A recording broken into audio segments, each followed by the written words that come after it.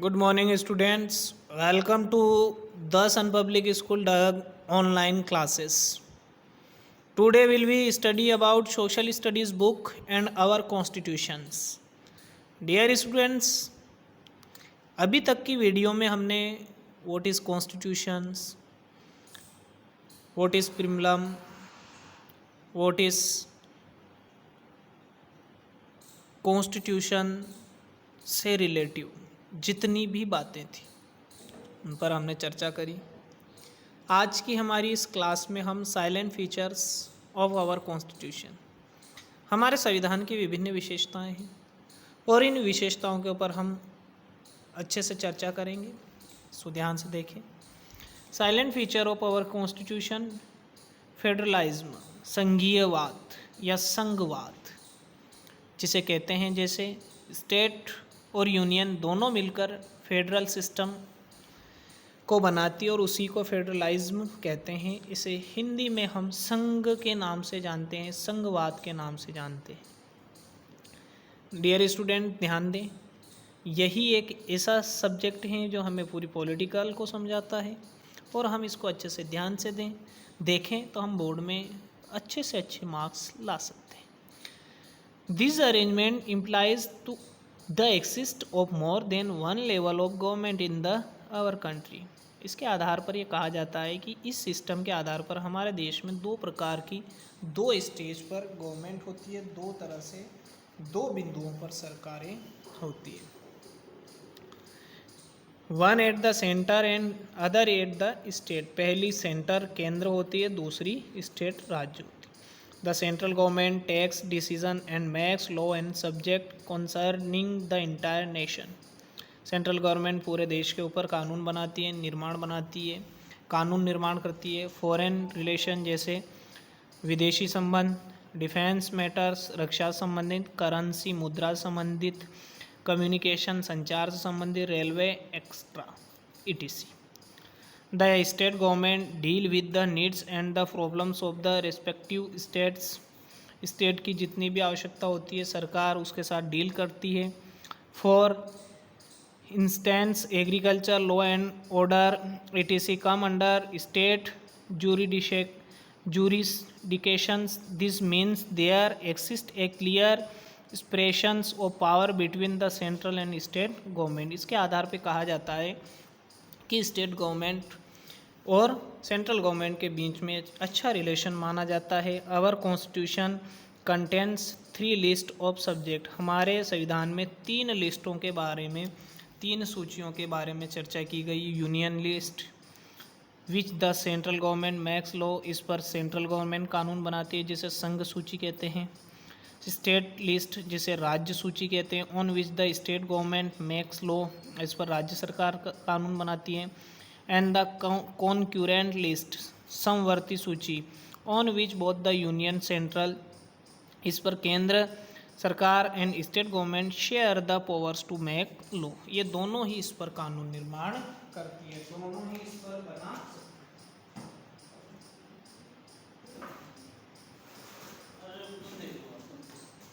इसके बाद में जो आती है, government and state government share the power to make law. This state in the union of India drive their power from the constitution. The constitution also provide that in case of the conflict of emergency the affairs of state can be controlled by the centre keeping in mind the national interest. दूसरा feature, दूसरी विशेषता आती है parliamentary form of governance. संसदीय व्यवस्था, सरकार की जो संसदीय व्यवस्था होती है उसको भी हम समझेंगे। This arrangement has people electing their representative to parliament central of union legislative which consist of this house, Rajya Sabha and Lok Sabha. लोग अपने प्रतिनिधियों का चुनाव करते हैं और उनको संसद में भेजते हैं, चाहे वो राज्यसभा हो या Lok Sabha. In the parliamentary form, the governments, the president is only constitutional head of the executive. Bharat का जो राष्ट्रपति है वो संवैधानिक प्रधानमंत्री माना जाता है। एग्जीक्यूटिव कार्यपालिका हु एक्ट, जो है only with the at the advice of the real political executive, जो कार्यपालिका का संवैधानिक प्रधान माना जाता है। The prime minister, council of minister, प्रधानमंत्री और मंत्रिपरिषद। The council of minister is collectively answerable of parliament, ये इसके लिए जिम्मेदार या जवाबदेह माने जाते हैं।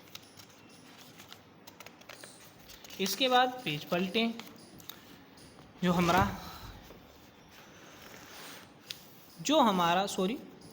हमारा अगला पॉइंट है वो है एक्सप्रेशंस ऑफ पावर, शक्ति का विकेंद्रीकरण। किस तरह से हमारे संविधान में शक्ति का विकेंद्रीकरण किया गया है कि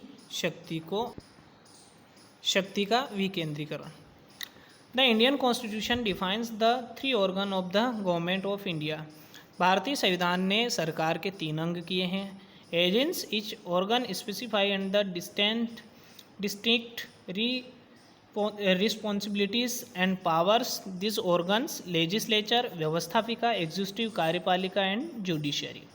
व्यवस्थापिका, कार्यपालिका और न्यायपालिका ये सरकार के मुख्य रूप से 3 अंग माने जाते हैं। क्वेश्चन आता है मेन ऑर्गन ऑफ गवर्नमेंट, तो गवर्नमेंट के 3 ऑर्गन होते हैं, 3 भाग होते हैं, legislature, executive and judiciary.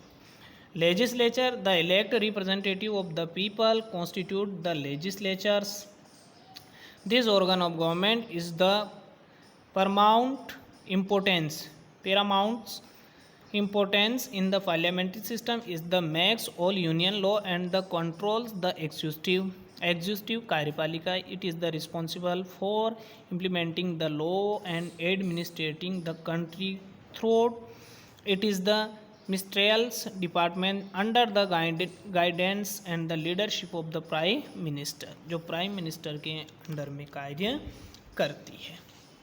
Judiciary, it is in the autonomous organ of the government, autonomous government which ensures that the law and the rules of the country are followed properly and that the rights of the citizen are protected।